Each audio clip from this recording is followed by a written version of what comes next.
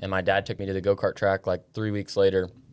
And in a kid kart around GoPro, I think the average race is like 7 laps. And the first time I ever went out there, I went and ran 22. And I did not do that on purpose. I hated it. I wanted to pull off the racetrack, but I didn't know how to pull in.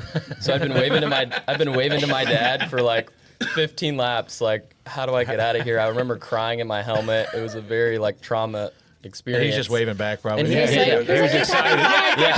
Yeah, that was exactly what happened. He was just waving back, thinking I was having a blast. So I parked it in the middle of the racetrack and ran to the truck, was crying, told him I was never doing it again. It snowed in Denver like 3 months later, and I wanted to take his ATV out and do some donuts. And he said no, and I was like, okay, fine. He was like, you can take the go-kart, though, that we have that I got you to go run some laps in. And I was like, sure. So I went and did a bunch of donuts. I had a lot of fun, and he asked me if I wanted to go drive it when it was warm, and I was like, no. And he said, okay. And then he asked me again, and I just agreed to it. So we went out there. I ran some laps. I knew where to pull off. I had a blast somehow. And then it just kind of all started from there. And I think the story that I haven't told enough is we actually met Coach at the go-kart track when I was like 7. So my dad had been taking me out there now 2 years now, fast forward from 5 years old to 7. We'd been going out there 3 days a week, practicing in the go-kart a bunch. Coach and Coy were taking Ty out there a bunch to get him laps because that's where all the kids went. Connor was there too. And Coach just like saw my dad on the fence, and Coach just went up there to the fence to watch his kid while me and Ty were out there at the same time. And Coach was like, hey, like, I see you guys out here all the time. Like, have you guys ever been to the dirt track? And my dad was like, what dirt track? Because wasn't Ty running at Millbridge at the time, too? Ty was running at Millbridge at the time. So that's kind of how it all started. And Coach was like, have you guys ever been to the dirt track? My dad's like, what are you talking about? Like, we had no idea. We were so fresh to everything, and we knew nothing about racing. And Coach was like, well, you guys should go watch Millbridge tomorrow. And my dad's like, what is that? And he's like, well, Ty's racing there. Like, it's a dirt track. Like, everybody goes there. It's a lot of fun. And my dad was like, sure. So he asked me to go, and I said, yeah.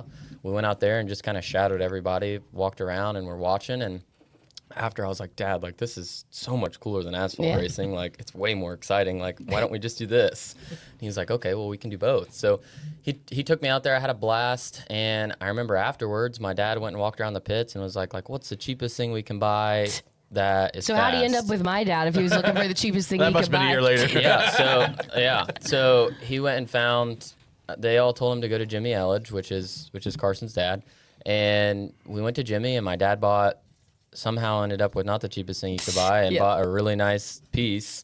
And we started racing for Jimmy, and I raced for Jimmy for years and years out there at Millbridge. And that was kind of like developed my dirt path. And it all started just because Coach asked my dad if we wanted to go to Millbridge to watch. Yep. And then we ended up with Carson's dad. So that was like how everything spiraled out of control and where I'm at today. From that point on, I mean, you ran Millbridge forever. You ran midgets. You were kind of in that dirt world for a while.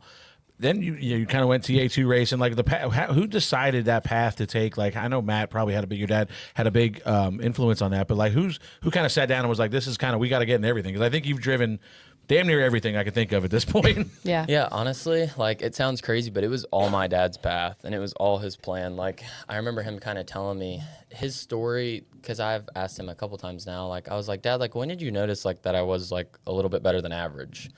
And he was like, well, like, anywhere from 8 to 10. And he was like, the story that I remember specifically about you, like, being different, like, in the head was, you were 10 years old. There's a 51-lap race at Millbridge called, like, the Speed 51 to Win race. Kyle Larson had been coming out there once a year for the past, like, 8 years trying to win that race, and he couldn't do it. And I finished third, and Kyle won. And I was so upset. And I was, like, 10 years old or something. And I was in the car upset. My dad was, like, super happy. That was the happiest I've ever seen him, was because we ran so good, which is fair. And he was like, what are you so upset about? And I was like, Kyle Larson never comes here, and I race here every week. We're out here testing twice a week, and he comes in here and beats me when he never does it. And my dad was like, dude, what are you talking about? He's the best in the world. Like, he just won an all-star race for $1 million with Chip Ganassi at Charlotte. Right, like, finishing third's not too shabby. It's like an honor. At 10 years old, and I was like super upset. So he like knew I had like some other drive.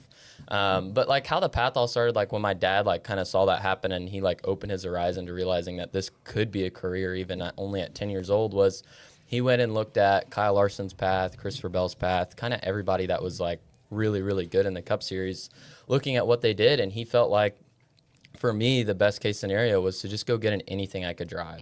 So like that was his plan all along. Like when people told us, I mean, there's people telling us we were crazy forever for like going out there and racing dirt races on Wednesdays and then going out and running a go-kart Thursday and then going out there and racing a midget on Friday. Like we would just get in everything that we could possibly drive in or my dad could afford or that someone else would pay for. And that's how it all started.